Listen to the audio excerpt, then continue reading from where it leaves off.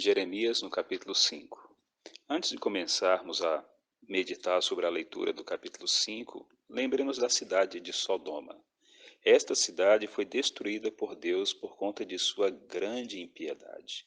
Até hoje, Sodoma é sinônimo de perversão. Era tão terrível a condição em Sodoma que Deus desceu para poder destruí-la. Ele veio ao encontro de Abraão na companhia de dois anjos, e depois ele revelou a Abraão que ele iria destruir aquela cidade por conta da grande impiedade. Deus tinha testemunhado de como era corrupto o coração daquele povo, como eles eram pecadores declarados, sem nenhum tipo de pudor, sem nenhum constrangimento em declarar os seus pecados, em praticar os seus pecados. Abraão intercedeu pelos moradores de Sodoma. Aí mesmo seu sobrinho Ló morava ali, e ele temia que não só Ló, mas temia pela vida de todos aqueles que estariam sendo destruídos, e depois ainda selando o seu destino eterno naquela sentença que Deus estaria dando. Abraão orou a Deus na presença do Senhor fisicamente ali e perguntou ao Senhor se porventura houvesse 50 justos na cidade de Sodoma, se ele pouparia a cidade. E Deus bondosamente se propôs a poupar da destruição se ali houvesse 50. Mas Abraão percebeu que Deus é um Deus de grande misericórdia. Ele tinha andado com Deus, ele conhecia Deus. Então ele clamou, se tivesse 40, Deus falou pouco pelos 40.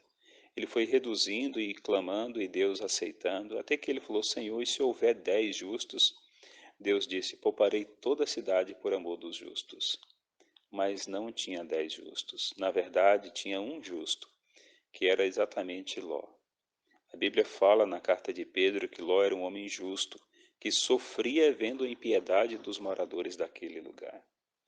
Então Deus se propôs a salvar pelo menos Ló e sua família, uma vez que na cidade as pessoas estavam completamente entregues ao mal. O pecado era predominante, era dominante. O pecado havia de tal forma se alastrado naquele lugar que a única coisa que poderia ser feito era destruí-los para que aquela corrupção, como um câncer maligno, não entrasse em metástase, espalhando para muitos e muitos e muitos outros lugares, e assim todos fossem passíveis de serem destruídos.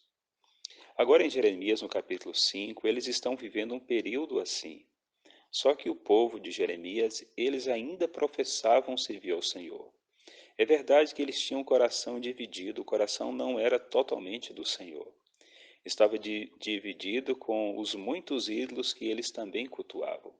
Mas eles não haviam negado que o Senhor era Deus. Eles não haviam negado que o Senhor era o Rei de Israel.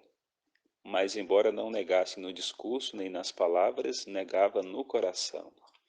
E aí, quando as pessoas se afastam de Deus, o pecado predomina e os escraviza.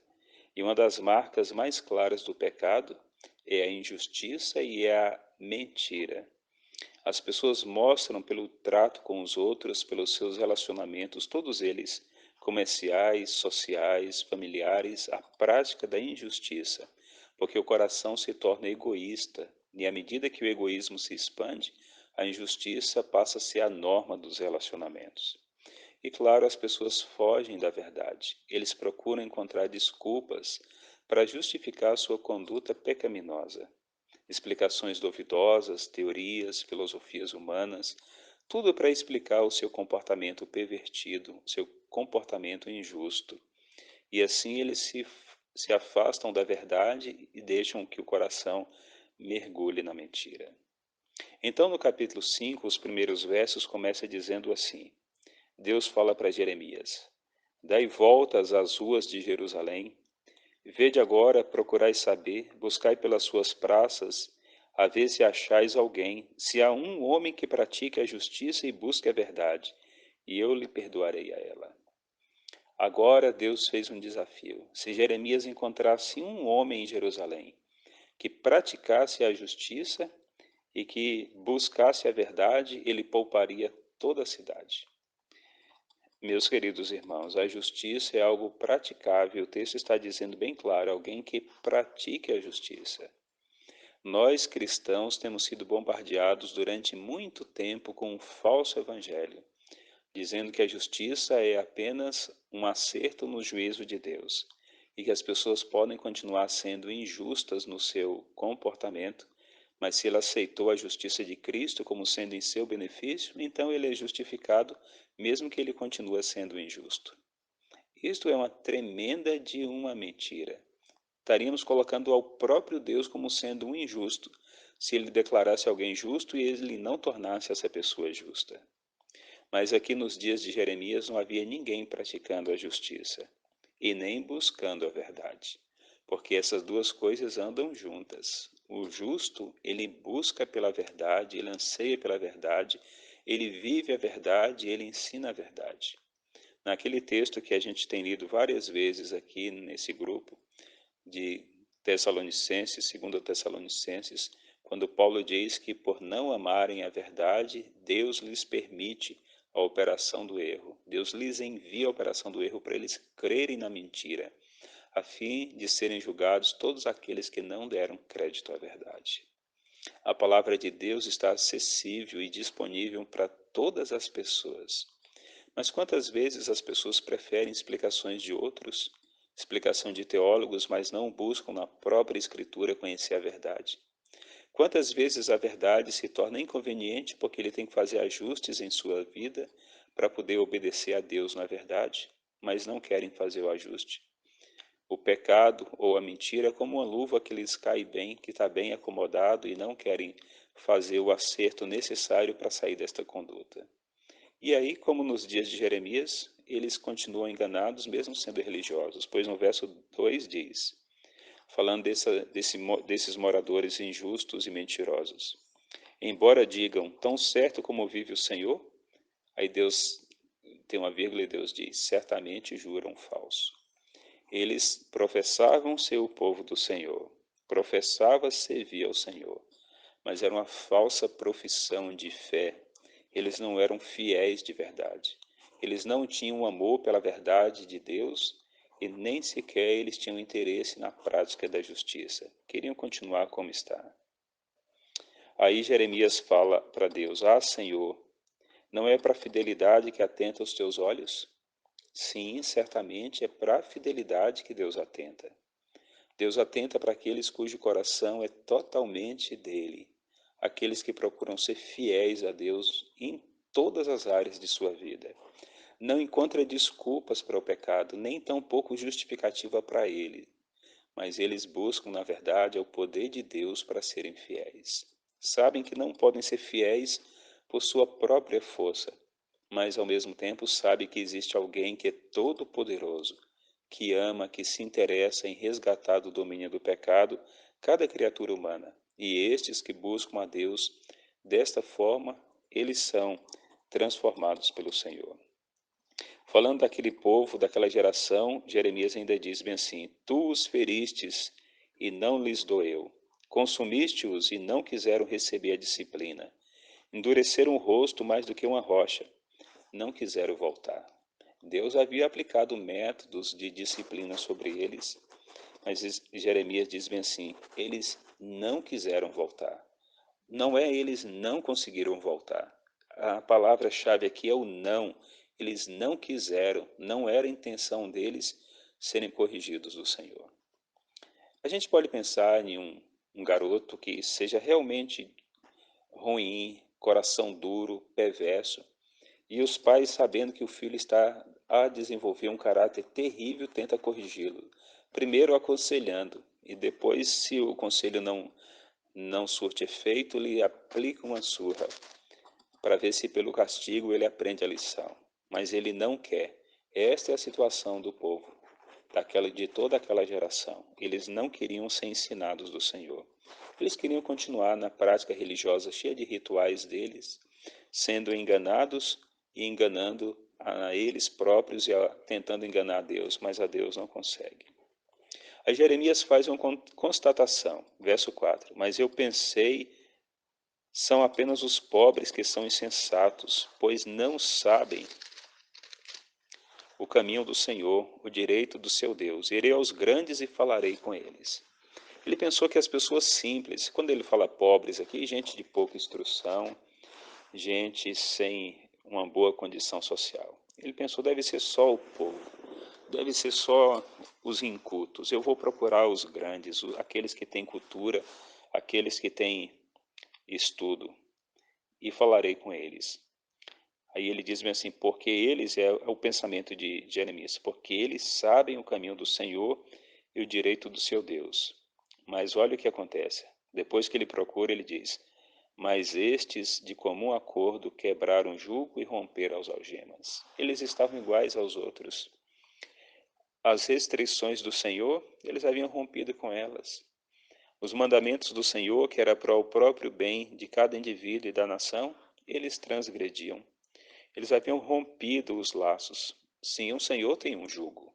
Jesus mesmo disse, vinde a mim todos os que estáis cansados e oprimidos, e eu vos aliviarei. Mas tem uma vírgula, ele diz-me assim, tomai sobre vós o meu jugo. Jesus tem um jugo, e esse jugo dele não é para o nosso mal, é para o nosso bem. Ele tem uma lei para que a gente possa seguir, para que a gente possa obedecer, como um grande muro de proteção que nos guarda dos males. E aí Jeremias, com essa constatação, ele vê que o povo é realmente aquilo que Deus tinha dito.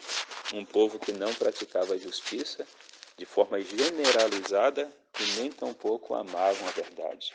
Eles amavam mesmo, era mentira. Então o castigo que eles tinham experimentado até ali não tinha surtido nenhum efeito.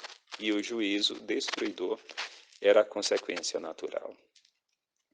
Deus tem trabalhado com cada geração sobre a face da terra. Não sei quantas gerações nós temos hoje, nós somos a atual hoje, desde os dias de Adão. A primeira geração foi a de Adão, a segunda foi a de seus filhos, a terceira de seus netos, a quarta dos seus bisnetos. Em que grau de parentesco nós estamos com Adão? Eu não sei, mas o nosso vínculo remete exatamente a ele.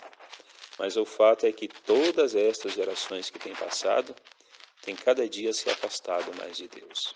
Porém, é fato que em todas as épocas há pessoas fiéis a Deus. Aqui nos dias de Jeremias, Jeremias era um representante do povo de Deus. Logo na sequência viria a geração de Daniel e de Ezequiel, que eram pessoas tementes a Deus. Daniel não era nascido nessa época. Jeremias, de quando ele começou a pregar, e aqui é a primeira mensagem direta que ele dá ao povo, que ele vai procurar o povo. Até quando de fato o castigo que Deus estava anunciando chegou, levou cerca de 25 anos, para a gente ver como Deus é longânimo e misericordioso. Daniel, quando foi para a Babilônia, era um jovenzinho na faixa de 17 anos de idade, ele e os seus amigos. E Ezequiel já aparece depois de Daniel. Ele era contemporâneo de Daniel, porém mais novo que Daniel. Daniel já estava em Babilônia, Ezequiel foi levado como cativo para lá também, e ali ele desenvolve o ministério dele. Mas nesse dia, no começo do ministério de Jeremias, Deus havia sondado os corações de todas as pessoas, porque Deus conhece o íntimo das pessoas, Deus conhece a motivação, Deus conhece os interesses das pessoas. Quantas vezes nós servimos a Deus, mas não por amor, nem tampouco por respeito a Ele, o respeito que eu digo, temor a Ele, mas apenas por egoísmo. Sabemos que Deus tem uma grande recompensa para dar para os remidos. Sabemos que, além de tudo, da recompensa tem o fato de ser escapar da condenação eterna, da morte eterna no lago de fogo. E muitas vezes o povo que professa servir a Deus, a motivação é este egoísmo. Ser poupado da condenação certa e ainda receber uma herança incrível. Mas, na verdade, o interesse não é na glória de Deus, não é na honra de Deus, nem tampouco é no relacionamento com Deus. Não tem motivação para poder adorar, mas presta culto apenas como um ritual, como o povo de Israel, que não deixava de levar os seus sacrifícios para o santuário, não deixava de participar das festas religiosas nacionais, mas na verdade não queria compromisso com a justiça, nem tampouco com a verdade. Tantas vezes cristãos têm vivido esta experiência de infidelidade, achando que está tudo bem, que apenas o seu ritual de ir na igreja, de entregar ofertas e dízimos, de cantar, de ter uma aparência é suficiente, mas não é suficiente. Aqui no segundo livro das Crônicas, no capítulo 16, Verso 9 diz bem assim: Porque quanto ao Senhor, seus olhos passam por toda a terra para mostrar-se forte para com aqueles cujo coração é totalmente dele. Deus percorre toda a terra, todas as nações, procurando aquelas pessoas cujo coração é totalmente dele. Jeremias estava falando com um povo que o coração não era totalmente do Senhor. Era um coração dividido. Praticava uma religião de aparência, mas o coração estava dividido com os ídolos. Isto representava uma conduta injusta e a na satisfação com a mentira e o desprezo para com a verdade. Corremos o mesmo risco. Na verdade, nossos tempos agora se tornaram piores, porque à medida que avançamos na idade dessa terra, na história dessa terra, estamos chegando ao fim, a corrupção se tornou maior. Hoje, as pessoas não têm nenhuma vergonha dos seus pecados, publica até os seus próprios pecados. Mas Deus está procurando nesta geração pessoas cujo coração é totalmente dele. E diferente dos dias de Jeremias, em que Deus mandou ele procurar e ele não encontrou ninguém, Deus garante que ele terá 144.000 pessoas que no fim, quando a porta da graça se fechar, eles serão completamente do Senhor. A Bíblia diz que na sua boca não haverá engano, na sua língua não haverá engano. Ou seja, eles não têm nenhuma participação com a mentira. Eles amam a verdade e buscam a verdade. Em Sofonias capítulo 3, Deus diz que é um povo que não comete iniquidade.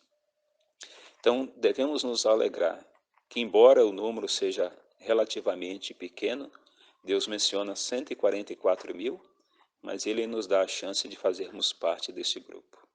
Deus nos ajude a buscarmos com realmente interesse a glória de Deus, a honra de Deus, e permitir que o Senhor nos use para que a glória dele se manifeste ao mundo e o amor dele se revele através de nós. Se nós amarmos a verdade, Deus não nos deixará em engano. Mas se nós não amarmos a verdade, Ele permitirá que a gente se satisfaça com a mentira e até o dia que descobriremos que fizemos uma escolha trágica para a nossa vida. Mas mesmo se não conhecermos toda a verdade, mas tivermos interesse nela, ao ponto de ajustar nossa vida à verdade, Deus irá revelando passo a passo. Sua palavra é como uma lâmpada que ilumina o caminho para os nossos pés. Que Deus nos ajude a andarmos pela sua palavra e não pela tradição e nem tampouco pela filosofia, mas pela palavra de Deus.